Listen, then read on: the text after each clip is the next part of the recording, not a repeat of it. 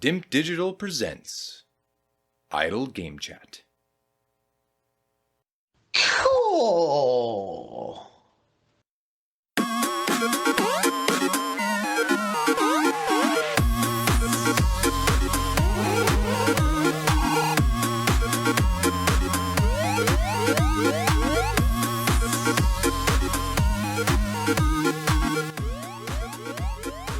Thank goodness you're here. Is that right? Yep. I was scrambling there. Got in the right old state with it. Because I've changed the intro very slightly. In fact, I don't know if you remember, I had that little glitch sound to start with. Yeah. That's gone. People have noticed in the last few episodes because randomly on YouTube kept getting like, oh, copyright. And I was like, well, hang on. Paid you good money on Fiverr to make that, and now being just randomly claimed. And you can't do anything against it. Just What? And it told you it was that sound, did it? How did you know? It basically tells you the time, and it was always the very start. So I was like, you know what, I'll cut it out. Then no one can. Not that there's any monetization to be made off the free views that YouTube piles in, whilst the audio podcast is up in the top 100 of Russia at the moment for some reason. So I don't know if that's a good thing or a bad thing, but there you go. Sanctions costing them. They ain't got access to anything else. Yeah, just find this. Well, I'm surprised they can even get. I'm surprised this is even tracked still in like that country. I thought they'd be like, right, just lose that audience, but Yeah. not to be done. But yeah, so people have been missing that. That is why. But we're here to talk about Thank Goodness You're Here. I'll just do the quick blurb. Normally start with that, but then got distracted. You can tell if this is accurate as well. After arriving early for a big meeting with the mayor of a bizarre northern English town, Northern. So they've gone and chucked that in there, which will be interesting. A travelling salesman takes time to explore and meet the locals, who are all very eager to give him a series of increasingly odd jobs. Thank goodness you're here is a comedy slapformer, which unfolds over time as the players' exploration antics leave their mark on the strange town of Barnsworth. With each completed odd job, new areas of the town open up, stranger and stranger tasks become available, and the clock ticks towards our salesman's big meeting. The town's colourful inhabitants are brought to life with a vibrant hand-drawn animation, fully voiced dialogue, and wall-to-wall double entendres.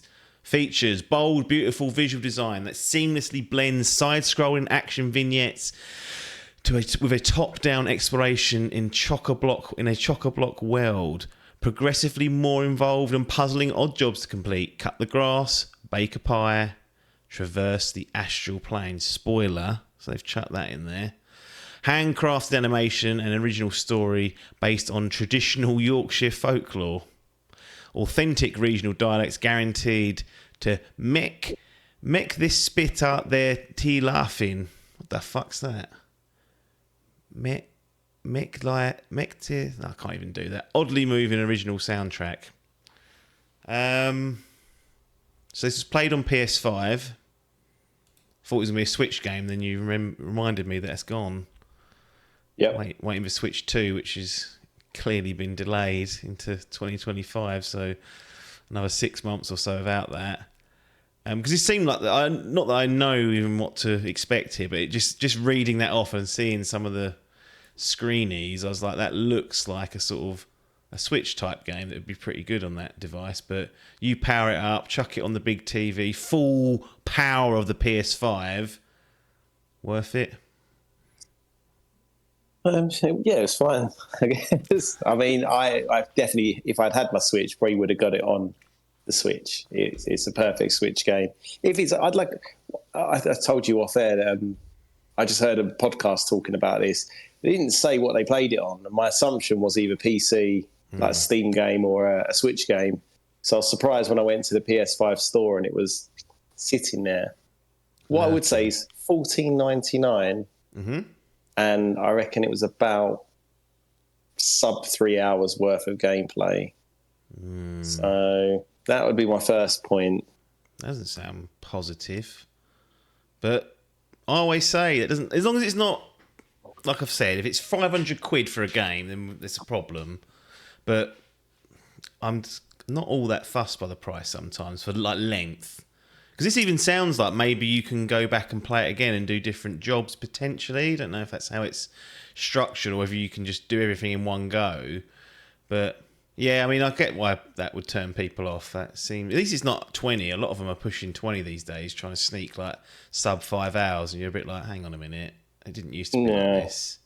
I just think I sound like a southerner, but I'm tight like a northerner. I was just a bit like, come on. Yeah, but you still went ahead and did it. I did. I didn't know how short it was, but was. Yeah, I was just like, okay. Do you know what though? I say that I had some credit left over from when I bought the DLC for Elden Ring, so it actually only cost me like £6 of actual. The other money sunk cost at that point. So digital life, mate, starting to sort of get its hooks in, isn't it? Slowly but surely. You want to get the old PlayStation stars booted up, claim 5% cash back in points that you can then reuse. I ain't be doing that. Worth looking at. Now that Game have got rid of all their trading, you've only got Facebook Marketplace or eBay, which are neither are ideal.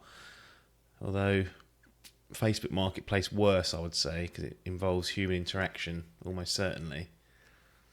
Or do you have like a drop box and you're like, right, it's outside in the bin on the left corner. I've dropped it there. That's the way to do it. Yeah. Yeah. And you can't. They could always say they didn't get it though, which you don't want to be dealing with that with Facebookers. So you've played it for sub 3 hours, you reckon? Is there any chance that you will go back to it? Does it have that? Is that possible? Well, of course, it's possible. But is there a reason for you to ever go back to just see a little bit more? I don't think there's anything I didn't do, and I don't like the way it's structured. It definitely, it's like a curated experience. So I think the only reason to go back, which I definitely wouldn't, would be to platinum it. But from what I gather, like to get the platinum, it's just kind of, it's not doing any like side quests or anything. It would just be kind of doing an action and maybe repeating the action over and over to unlock an achievement. Do you know what I mean? Like say like someone's stuck between a fence and you can slap their bum. Wow. If you do that 5 times, you might unlock a bum slap. For that these days, harassment. Not up north, mate. They're loving it. Slapping bums. Is it set like in today times, or is it like the 70s where it's definitely allowed then?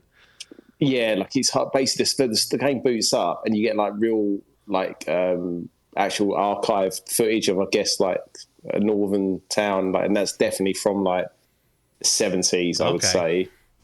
And then it's one of those ones where it's probably meant to be up to date, but it's in a really sort of weird little backwards town, so it could also be just set in 1971, you know? Yeah, that makes sense. The developer's called Coal Supper.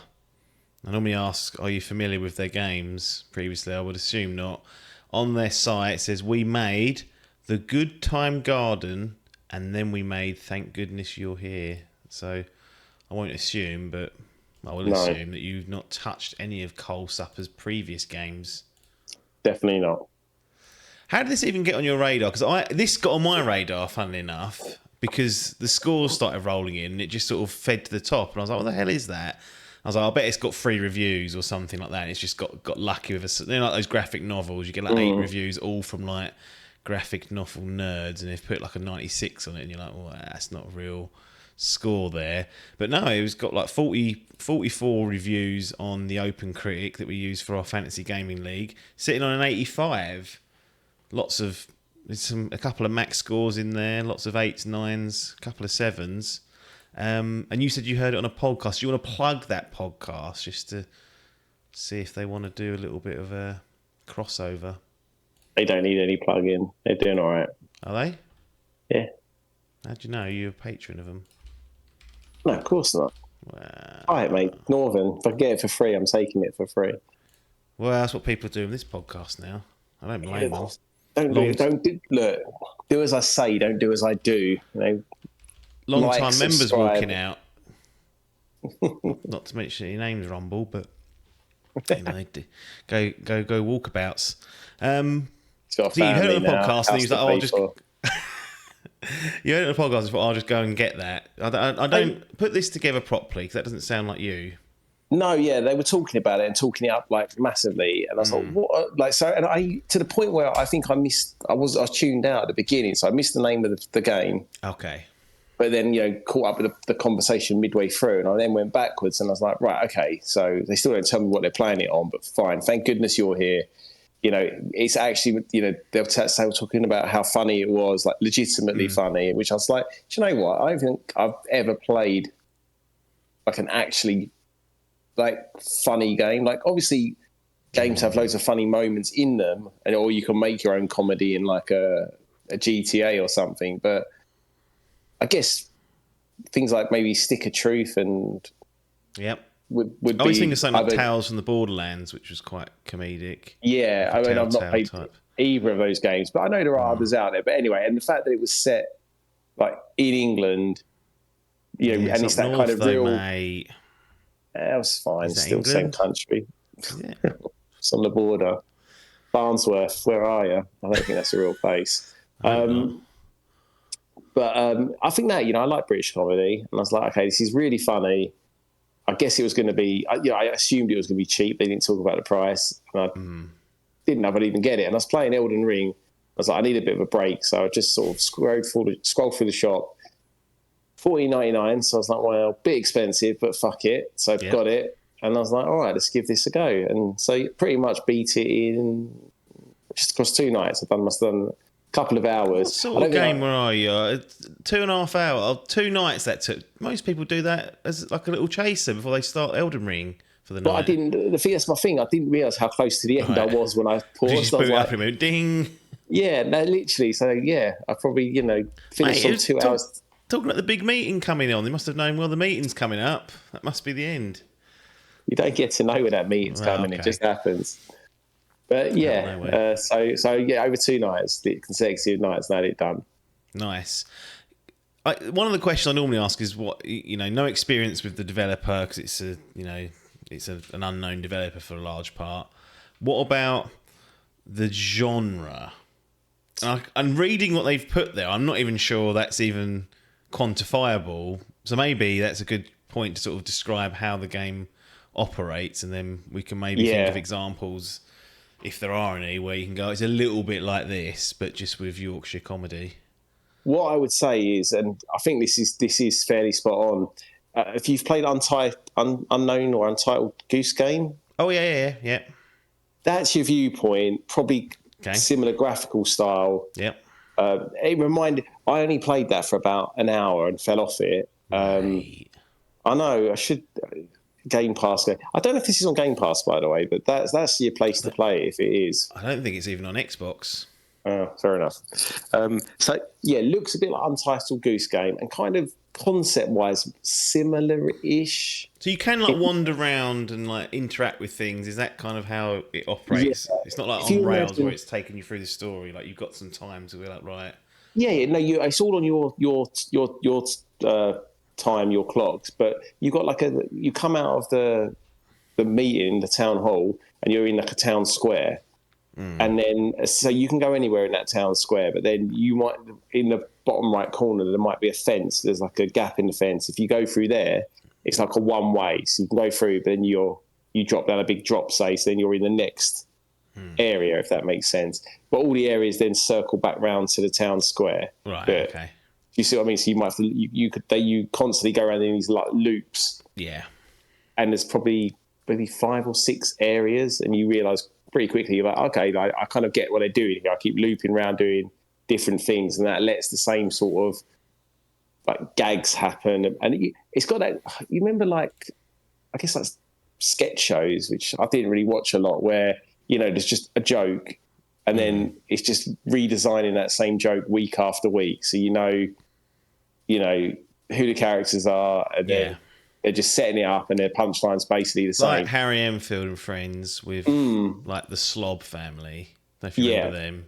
I didn't see it, but yeah, Tory Boy. Certainly, it'd be like that. Or, Fast Show, come on, quickly. Fast Show, yeah, or Little Britain, that kind of thing. Offensive now, isn't it? All that dressing up, doesn't go down well anymore.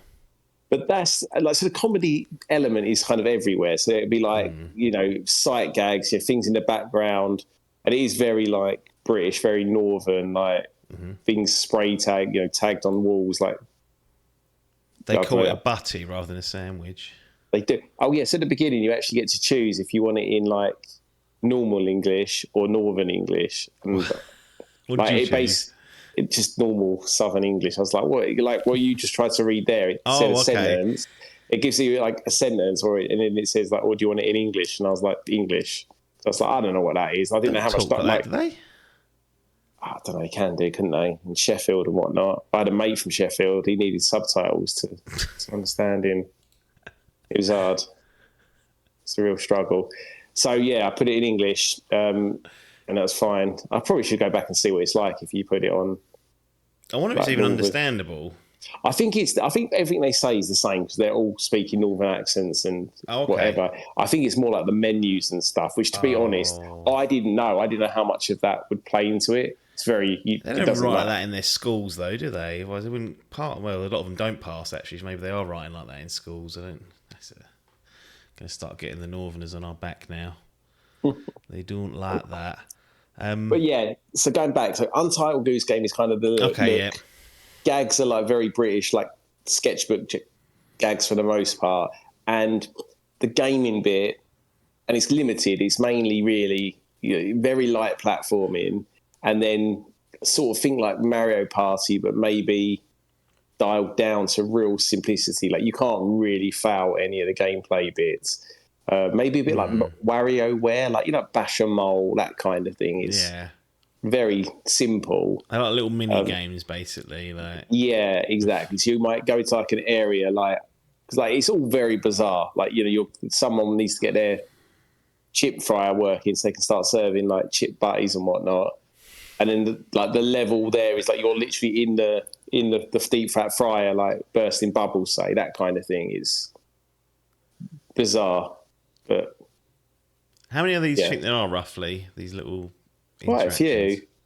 So basically, you'll turn up somewhere and someone's like, "Thank good." They'll literally say, "Thank goodness you're here." They must get and old. And then that's when you kind of know the next sort of quest has started. And they'll say, "Oh, I don't know, I can't get out of bed. I need a cup of soup." And then you'll basically go around the map trying to get the end goal is to get this fella a cup of soup, but to do it, you'll get more and more ludicrous things to do, obstacles in your way that you have to go overcome. Exactly. To the point where you always forget what you're even trying to do. Okay, but that's what I mean, because it loops you around. You can't ever really go wrong, and because of the nature of the jokes, they need you to see things in a certain order, perhaps. So once the quest kicks in like that, you kind of almost forced to finish that loop off, or go in one direction. Can you go back? That's what I mean. Or is it just it locks you out? No, so that's what I mean. They're not multiple quests at once. It's always just you're on the next one. Because I was quite confused for the first maybe just the 45, well maybe the first hour, half the game. I was because I was kind of oh, am I, can I go somewhere else? Am I doing what's meant? Because you never really know. Are you skipping stuff? Are you missing stuff? All this exactly. Until you kind of, it's weird. It doesn't ever sort of tell you you're on the right path or you've done what it wants you to do. I was kind of bumbling around and just, you can't go wrong really, is the truth. You might get slightly lost, but it's always, I guess the jokes give it away as well. When you're advancing the jokes, you kind of know then you're on the right path. And are the jokes say the soup one, for example? Is it one joke that starts out the same, then over time that same joke is used during that quest, and then crescendos into this insane version of the original joke? Is it that? Yeah, it's that sort of storytelling. That's but like I said, there's lots of that is exactly right. That happens relatively often. But then there's, like I said, there's loads of jokes just in in the map. There'll be people you don't really interact with, but they're doing silly things. And every time as you advance the game, they might be doing that thing, but somewhere else or slightly different. So it is these people on this podcast were making out it was literally laugh out loud. Yeah. The next coming of The Office, and that's why I was hang on, I need to be playing this. They didn't say those words, though, did they? No, but they were insinuating it was really, really funny.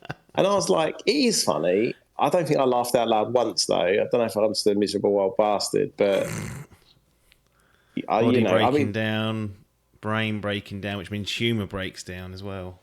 perhaps I went to that Wolverine and Deadpool, and there's two like adults next to me. Honestly, like Couldn't stop laughing at every. could they? Honestly, Probably mate, the Adkins. credits. Yeah, it could have been. The credits hadn't finished. They must have been cracking up non-stop for 3 minutes. Like the actual The opening start, the opening credits. Yeah, and I was like, come on, lads, like it ain't that funny. But yeah, so maybe it's just me. But I didn't. Yeah, it is funny. I get it, but it's not. You know, like you're not going to be rolling around the arse. No. Is it because it seems like a lot of the game hinges on the comedy aspect. Is there any other sort of beats to the narrative, or is it one big joke with? Like, is it just like a comedy game and that's it? There's no sort of like heavy moment. I was really expect like there to be major like social messaging, but is it just like constant like a Jimmy Carr stand up where he's just doing joke after joke and it is that's basically what it is. just it's like real. It's just and it's like I said, like you think of like Naked Gun, that kind of like gags in the background and then gags as you progress and then repeat gags.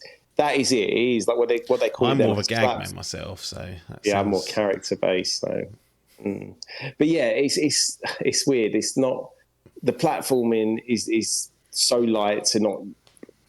It's the slapformer. I mean, it's got the slap, the former bit probably not really there. And then, like I said, the mini games. I think they're almost. I don't think you can fail them. It seems like the sort of game that will give you either unlimited tries or you just keep going till you get it. Yeah, that's what I think it is more like. You just do it, but slower till you understand what you're meant to be doing.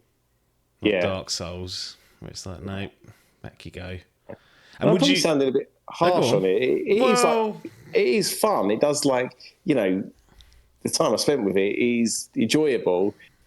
It's just when you come in thinking this is going to be, I'm ready to laugh. Yeah, exactly. The thief of joy, they say.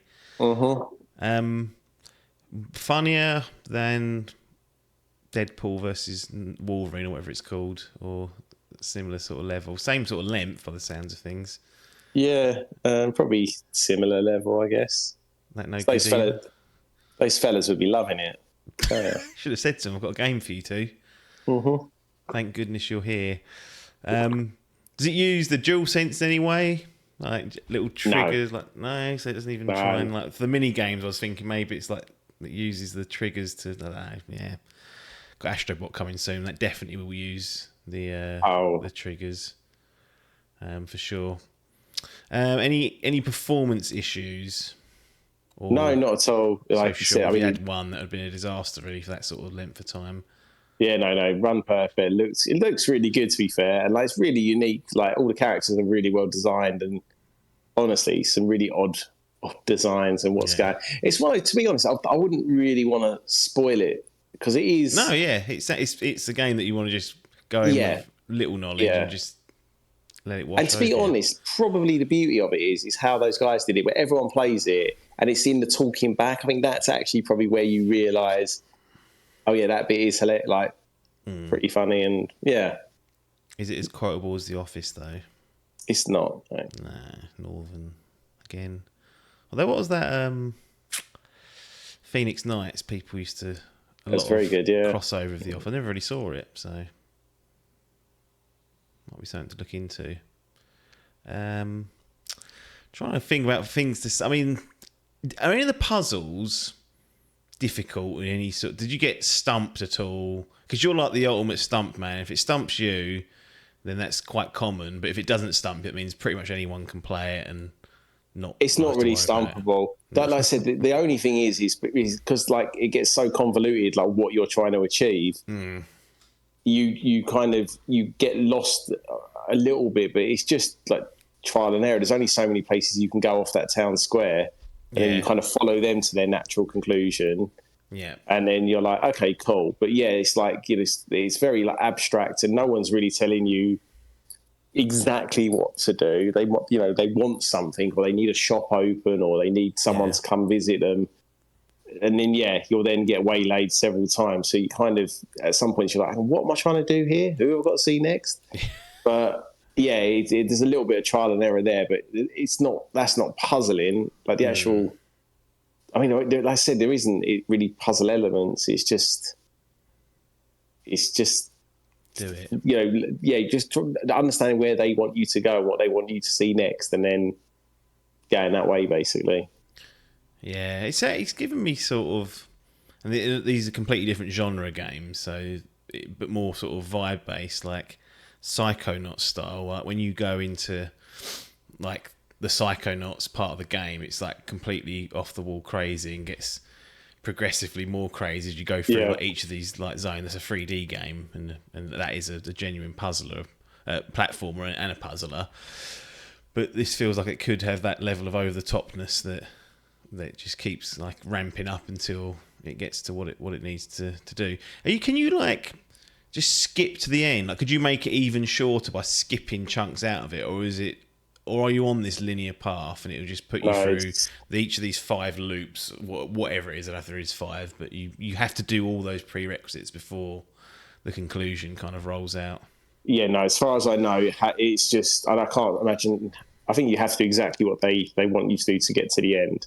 So there's like say there's 5 or 6 like chapters, you have to play them. So, but like I said, the only way to really know you're kind of moved on is the next person's, thank goodness you're here, and you're like, okay, this is the next one. I've got it. That's the trigger word. Guaranteed to make this spit out their tea laughing. That's what it says. Make me spit out their tea laughing. Didn't happen once. Where's my money back then? Is it a money back guarantee? Not for that sort of price.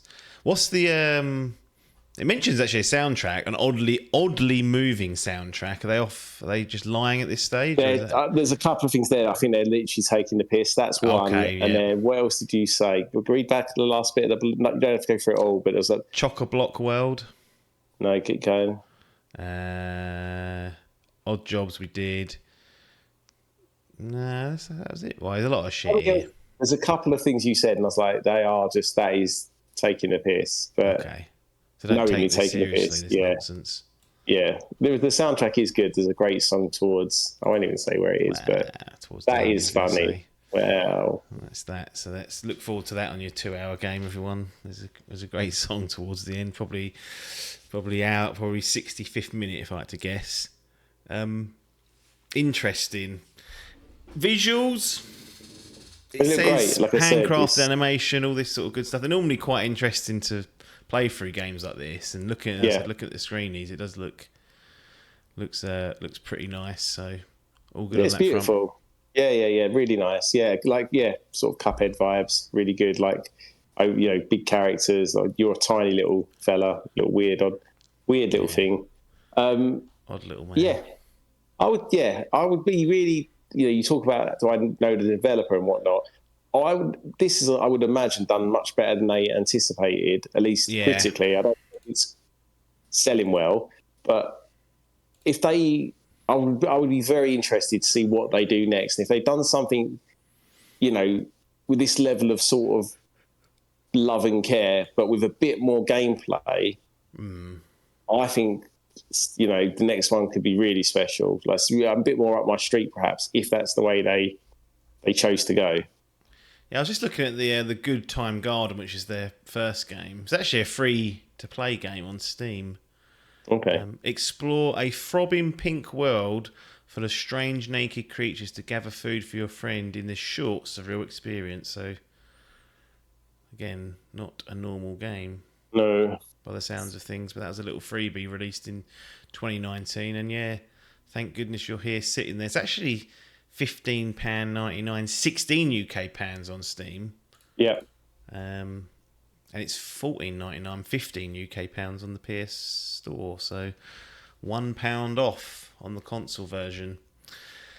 Any other business? This is somewhat of a unique game, and a lot of it hinges on, I guess, the experience of it. So I totally think it's good to not go through specific scenarios, instances, or jokes, because it'll, for those that are interested in this, although obviously not as positive as that other podcast that you listen to, nor the guys watching Deadpool, but there still might be a few jokers out there that think this is up their street. But any other business that's not been covered off?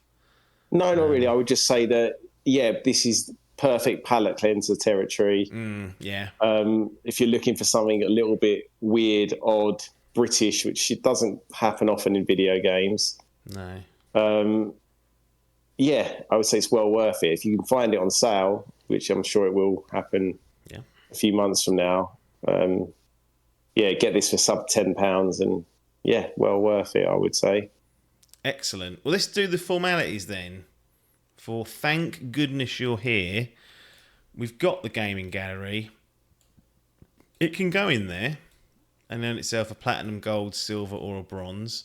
But we do have the self-storage lurking outside in the car park. A few little items in there. Twin mirror, Mortal Kombat 1 from Adkins most recently. I heard, yeah. I think that may be the only game he's ever not given some sort of recognition towards. So you're not a happy bunny there. Luckily, it's not the fighter of your choice. You're a Street Fighter man, so didn't crap over that for you. But Thank Goodness You're Here. Does it scrape its way into the gallery, or is it condemned to self-storage in the car park? Yeah, no, I've realised I've spoke quite down on it, but it's definitely going in the gallery. Okay, that's good to hear. Well, it's good to hear for the developers anyway. They get a little bonus, I think. Publishers, and they see that it goes into the gallery, they're like, yeah, that's met your targets on a critical front. Platinum, gold, silver or bronze?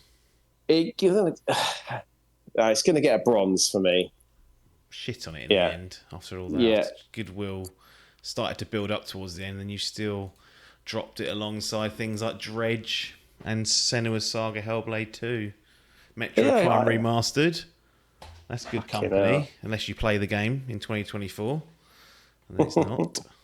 But no, I think that's fair. That's fair. It is fair, yeah.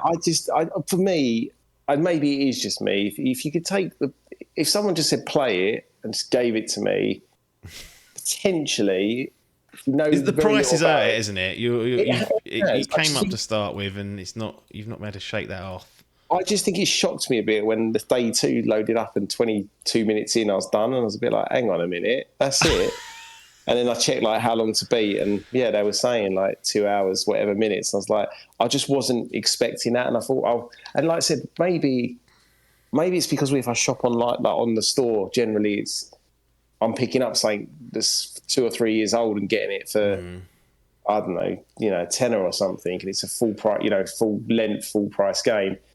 It did hurt it for me a little bit, because if it had been a little freebie, or if I'd played it on Game Pass, I reckon I would have knocked that up to silver potentially. Yeah, it does feel like it. Well, it definitely got some traction just being sold at price, because it filtered through a lot of. There's 100 games released a day, and this one definitely bubbled up. But there's nothing else like it. It's definitely unique, and it will appeal to certain people. To be honest, I never really cared for many of those sketch shows. I said I was character based. I'm clearly not. But if that's your sort of humour as well, because that is the crux of a lot of the jokes, and they do set it up and execute them really, really well. Yeah, I think you probably would think this is really funny. Yeah, I'm not. I've said this before. The thought of sitting down and watching or even playing something funny, I'm like, a bit of a waste of time. Because it has there's no drama to it. You're just gonna. It's like. But then, as soon as I do it, if I do it, I laugh at I'm a pretty easy crowd. I'll laugh at most things. But if someone said to me, we'll go and watch that comedy film," I'll be like, I don't know. I don't know if I can be asked to watch a comedy film. But it's just a strange genre. Because if it doesn't hit, it's a nightmare. Yeah. It's the worst. A bad drama film, you can still sort of get away. There's normally some redeeming factors. But if you go into a comedy-based media item, it's just not funny. You're like, wow. Probably think this the worst podcast comedies. where the people are flocking away. Comedy's dropped off. If you do think of the worst comedies, they are often some of the worst films you'll ever see, like that. Yeah. It's actually in English. That one with Sacha Baron Cohen, or whatever his name is. The Boys Grimsby or something. Oh, Not, that's like the fifth film he did. Once after Ali G, I was like, how is this still? yeah, I know. Then he do Borat and all that, and I mean, it just got the Grimsby one. I remember thinking, no. I did try and watch it once. And I was like, well, this is unwatchable. I watched Yeah. the Ali G film because it's got Martin Freeman in it, so that's always worth a watch. Just because see him, I assume that was after The Office. Yeah. Or was it before?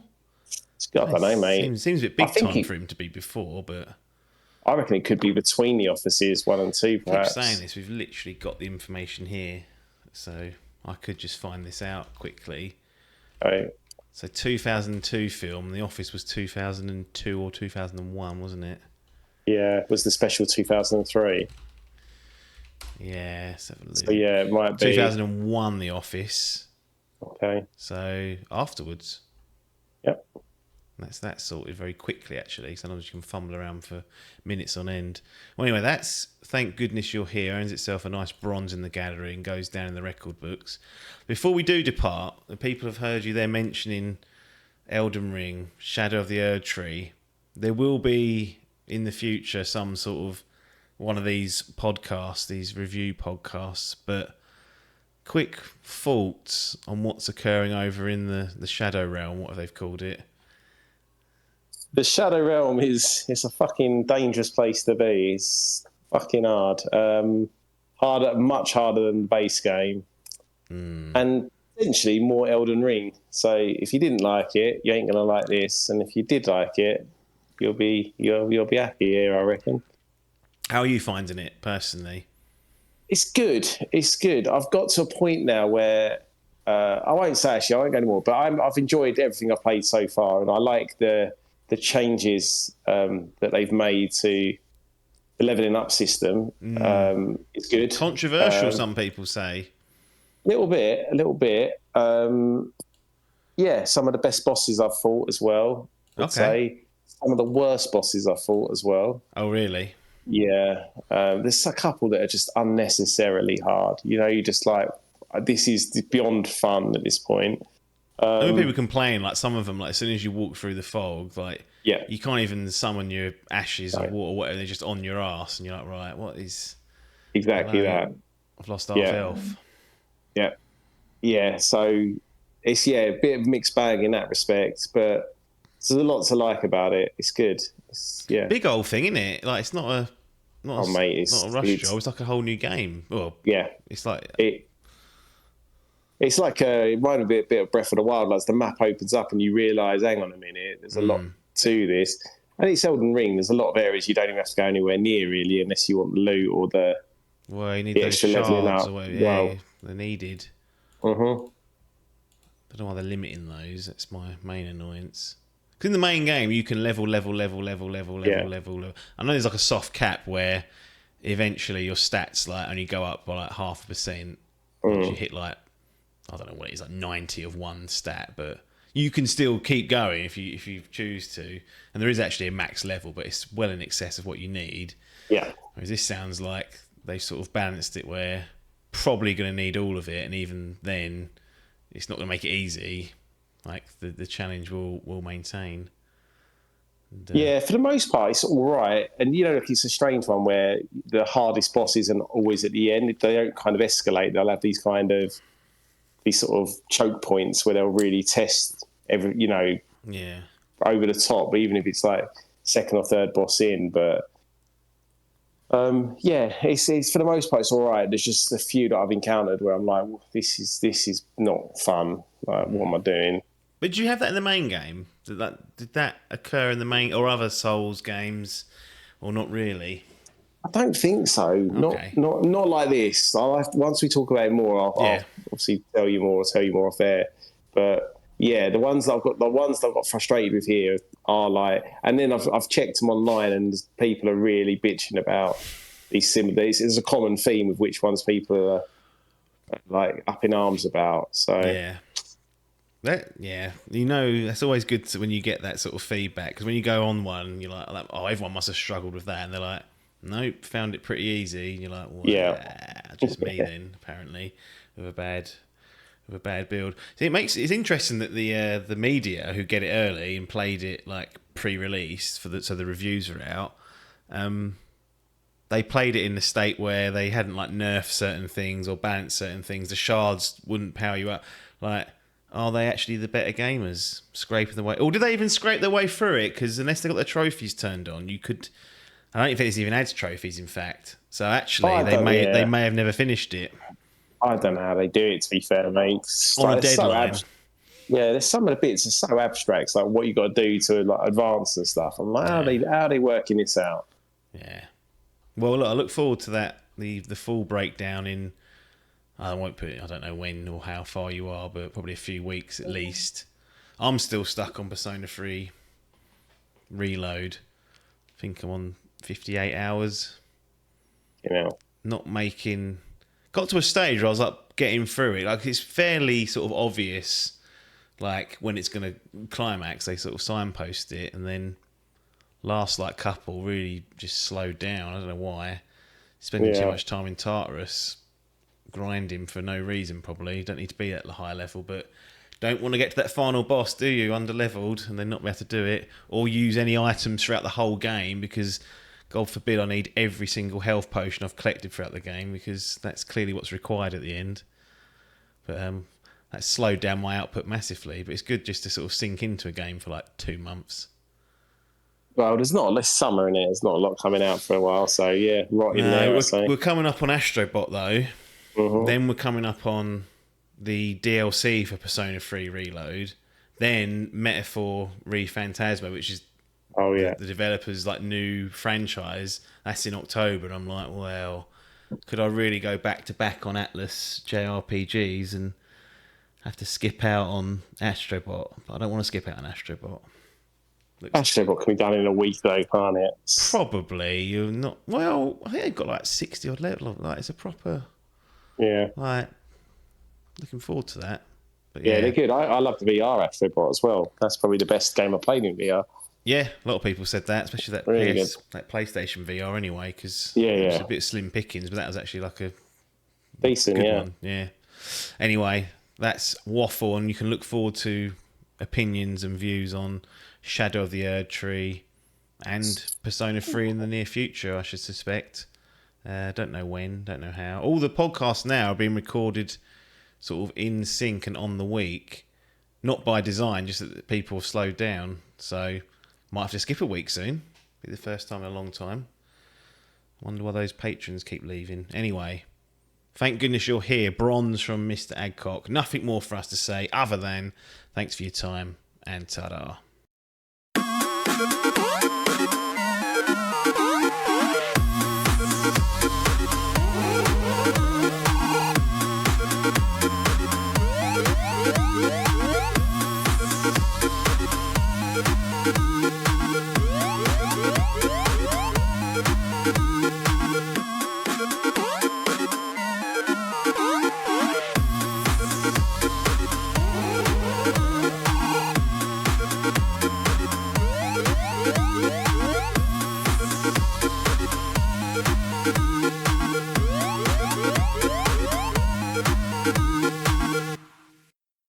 This was a Dimp Digital production.